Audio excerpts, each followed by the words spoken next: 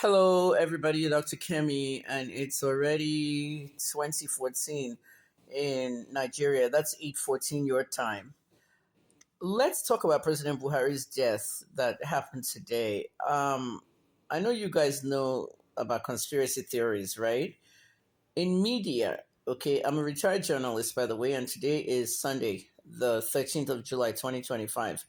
In media, okay, there's a phrase called conspiracy theories, and it's not just in media, it's used in different formats.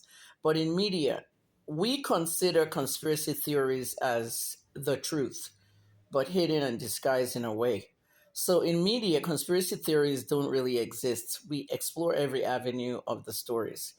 Now, in 2017, the story broke from Nnamdi Kanu that President Buhari died in London while he was sick. And it was like nobody believed in Nnamdi Kanu, at least some of us in the media, a lot of us in the media, everybody in the media didn't believe him. Now, some Igbos believed him because Nnamdi is Igbo. He's looking to separate Nigeria from Biafra and creating a new state for Biafra, a new country.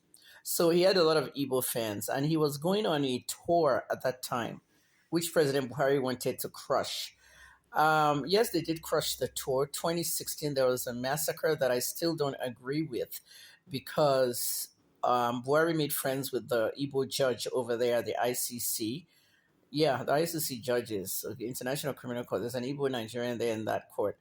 And they were shaking and they took all these pictures. And it's like the picture was telling me, giving me these vibes of I can never be prosecuted. People died in Onitsha around Imo. People died on that day in 2016. A lot of people that were arrested at that rally. Okay, Amnesty International has figures. They have everybody has the story. How old are you in 2016? You might have been in secondary school. You might have been 16, 15, 14. But you need to know this because this is one of the reasons why they removed history from schools. This is history of Nigeria. A lot of the people they took from that rally, okay, they took them to Port Harcourt maximum prison because PH Max is very big, okay, and it's maximum. So I got to Port Harcourt prison around March 14th. That's when I was arrested. I got to the prison on the 16th. They kept me in CID SARS for like 2 days. Now, I was denied bail, then they put me to the prison. I studied a lot in prison. I remember I said I'm writing a prison book. I'm not a book reader. And I've been talking about I'm going to write this, I'm going to write that. There's just so many things I have to write. It's only Mobile's one that has finished. But once all these books come out, I'll publish them as ebooks and then paperbacks later. But at the end of the day, I took a lot of information out of that prison. Like the prison was literally a newsroom, news everywhere. So what now happened is you know, before I went to prison in February of 2017, I was arrested March 14th, 2017. In February of 2017, Buhari had gone abroad and Osinbajo was doing acting president. And on the day Buhari came back into Nigeria, hey, I'm just like looking at my investigative skills. Guys, listen, even though I've retired, I'm on this bed. My leg is still a little bit, funny after the surgery, but a lot of times I'm actually investigating things here for fun as a hobby. I'm going to give you one case in the US coming very soon. But let me say this. I'm probably trying to do a crime story, blog. But let me just say this. When I looked at this whole Buhari died thing, it started about 5 days ago. And even though Nnamdi Kanu told us that Buhari had died in London, and no one believed him, it's now 8 years later that I'm just like looking at something. There was a huge media blackout in February. Before I was arrested, I was doing the story of Etisalat. Does anybody remember what happened to Etisalat in February of 2017? Bello Osage, um, what's the name of this guy? The CEO of Etisalat, Akim Bello Osage, had run the company to the ground. So these guys needed $536 million. They had borrowed money from every bank in Nigeria. Like Akim was like literally like this guy got away with financial crime If it was in America or Canada, he would have been in prison now. It was a major financial crime. He ran the company aground and he was looking for that 536 million. And the bank said that if you don't have that money on this day, we're going to take over Etisalat. So what they did was they went and borrowed money. They kept borrowing. So on the morning of February 17th, I believe, I'm going to, guys, give me some time. There is one Instagram that I had, 36,000 followers. It's called HNN Africa Archives. I still had my old media thing. HNN African Archives has it, and I have the password. I'm going to log in and see that file.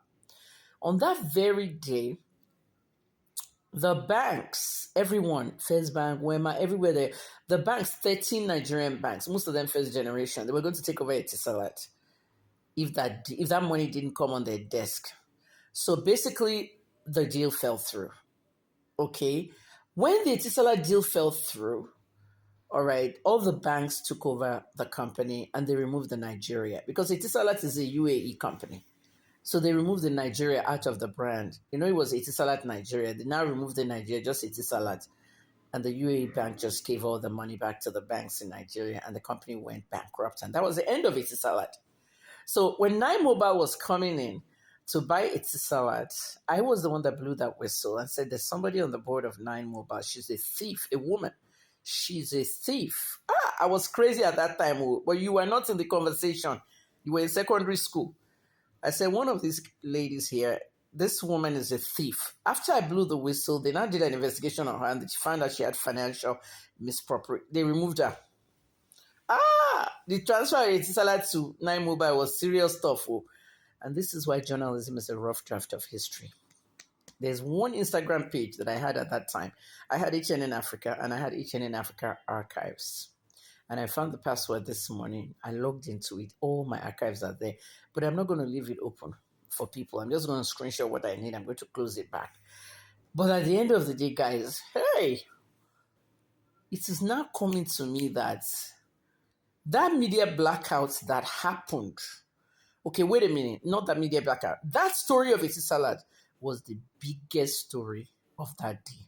Until, sure, you know Ray Williams Johnson, the guy that does the crime stuff on YouTube and on TikTok and all that. That was the biggest story on that day until President Buhari arrived. You remember? President Buhari just arrived from London after a medical trip.